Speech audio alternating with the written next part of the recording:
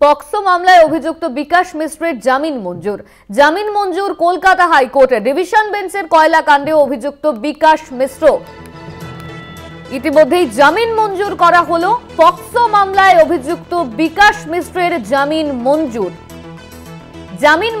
কলকাতা হাইকোর্টের। এই নিয়ে আমরা বিস্তারিত জানবো। আমাদের সঙ্গে ফোন লাইনে রয়েছেন আমাদের প্রতিনিধি পীযূষ কান্তি নায়ক। পীযূষ, পক্সো মামলায় অভিযুক্ত বিকাশ মিশ্রের জামিন মঞ্জুর করা হলো হাইকোর্টের তরফে। দেখো, পক্সো মামলায় কালীঘাট থানায় অভিযুক্ত বিকাশ মিশ্রের জামিনের আবেদন মঞ্জুর করলো কলকাতা হাইকোর্ট। বিচারপতি অরিজিৎ চট্টোপাধ্যায়ের ডিভিশন বেঞ্চ এই জামিনের আবেদন মঞ্জুর করেন। এর আগে কিন্তু কয়লাকাণ্ড অভিযুক্ত ছিল এই বিকাশ মিশ্র এবং তিনি গ্রেপ্তারও হয়েছিলেন কেন্দ্রীয় তদন্তকারী সংস্থার হাতে এবং সেখান থেকে তিনি বেল পান। তার আইনজীবীর দাবি হচ্ছে তিনি অসুস্থ এবং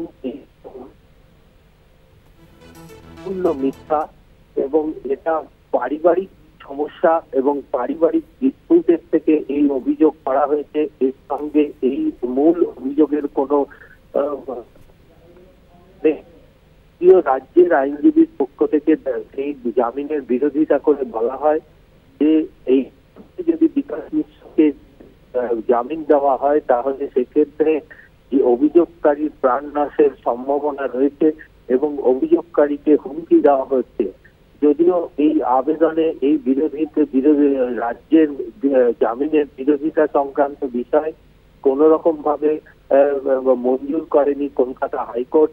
কলকাতা হাইকোর্ট বিকাশ মিশ্রের জামিন মঞ্জুর করেছে। সঙ্গে থাকো তুমি আমাদের পীযূষ।